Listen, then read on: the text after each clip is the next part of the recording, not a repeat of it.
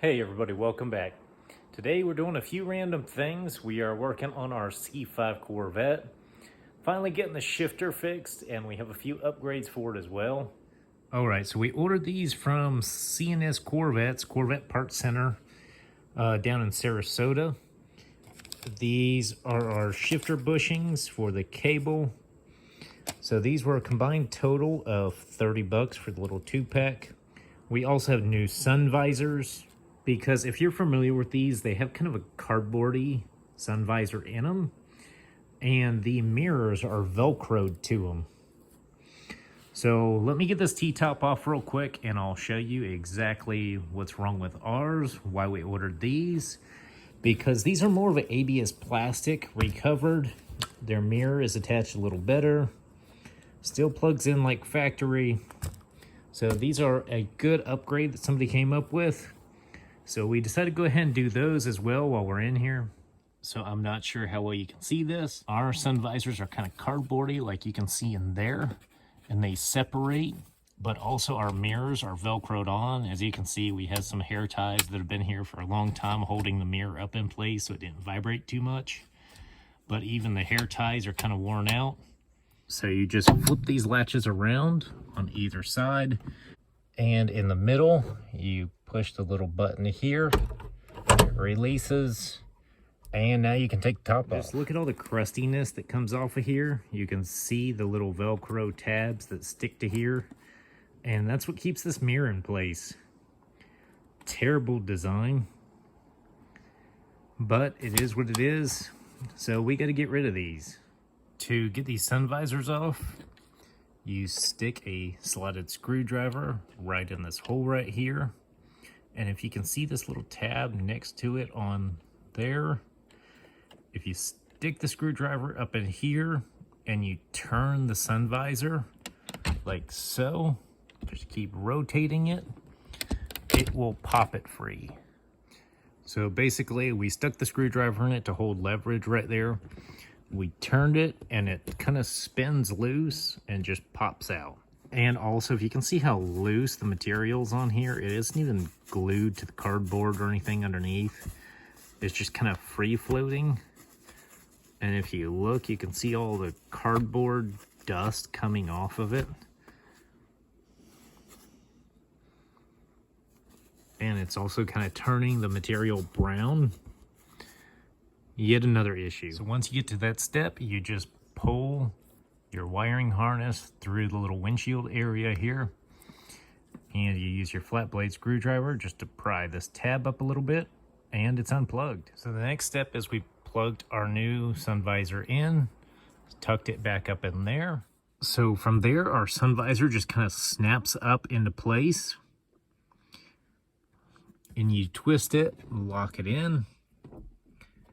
And that's it for the sun visors. Once it's plugged in, you can see these are nice LEDs, pretty bright, and you're done. All right, to start with our shifter cable repair, you just pop these two little covers off right here, and you get access to these 10mm nuts back here on the back side of the console. So this traction control piece, you just take a flat blade screwdriver or something similar. You can wedge it in here and just kind of pop this piece up, or do it by hand like I just did. And there's two tabs that hold it in. You unplug these, and that's how it comes apart. So to take this apart, you have two 10mm nuts right here and 3 screws, 1, 2, 3. You pop this little panel off and access that third. To gain access to this T15 bolt back here, you pop this little ashtray out and you're right there at it. So all 3 of these are T15s. You remove those. And these two 10mm here, and the two 10mm back here in the console. And just to make a note of it, I did take my key ring and fob off. That way I can pull this panel off while having the ignition turned.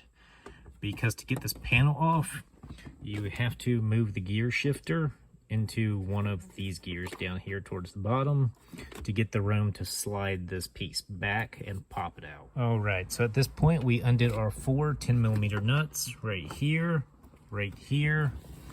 over here, and then back over here. We popped our shift cable loose right here where it slides into the slot.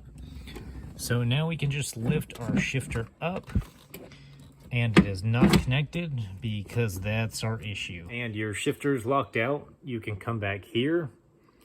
Granted, if you're in pinch, you can just jack the back end up using a floor jack.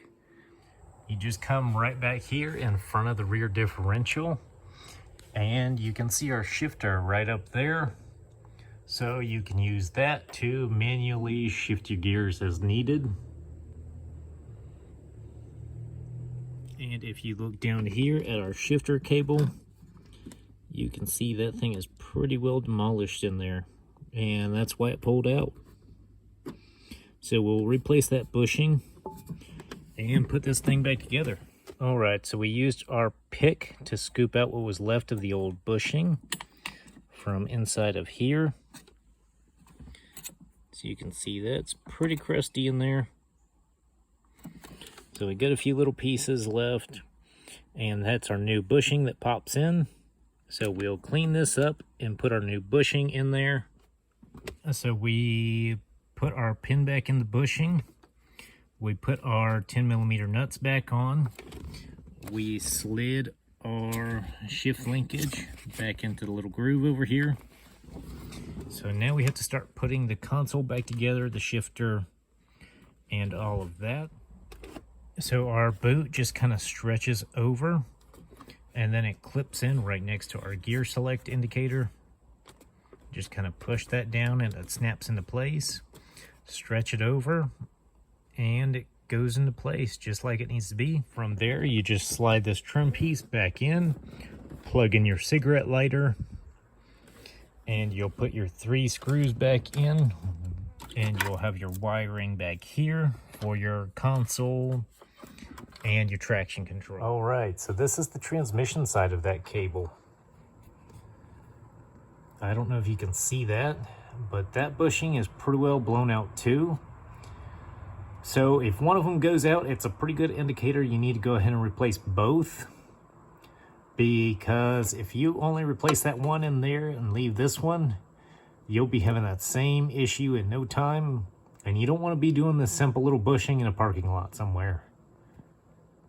So just like that, it only takes a minute to replace that bushing. You just have to pop it off and put the new one on and slide the cable back on the selector. All right, so just like that, we have our new sun visors in, we have our shifter fixed, and this car should be good to go again for a while, hopefully, if it doesn't break again. We'll see. All right, so next, we're gonna do these. We're going to pull our passenger seat out and repair the track on it, put new plastic bushings in it. So what happens with these seat tracks, as you use them, it eats these little plastic bushing washer spacers that keep them in place. So then what happens is your seat actually moves back and forth. So every time you hit the gas or brake, your passenger seat slides forward or back. And that's kind of sketchy. So basically you take the seat out, you take the track off, and you put these back in the track, and that fixes the situation. So to start off, we have to remove these 2 clips just with one of our panel trim tools. All right, so once we remove these little covers, we have 4 bolts, 2 on the front, 2 on the back. So you'll want to move your seat up a little bit. You can see right about where I have it. That way you can access the bolts in the rear behind the seat back here. Before you remove the seat, unplug it. You want to make sure you have it towards the front so you can access the rear bolts. And you want the back end tilted up. That way you can get to the T40 Torx bolts that hold the seat track down. All right, so once we remove those 4 15mm nuts, we pick our seat up and set it just about an inch forward. That way you can lean the seat back to unplug the motor in it. All right, so we have our seat flipped over, front down. Then we remove these 2 T25 screws right here, as well as on this other side here. Because if you can see this little aluminum block back here, that is actually what our plastic washers fit in, as this little corkscrew threaded rod goes through it. So we have to pop those 2 T25s loose, and then we have to pop this one loose at the top here. If you can see in there, that screw, and that will drop this whole thing loose. All right, so we have our T40. That way we can get this screw loose, and on the other side over here as well. All right, so once you pop this T40 loose, you can actually slide this piece out of here, and this is where we'll be working. So me, I usually like to tape it to mark the spot on the threading.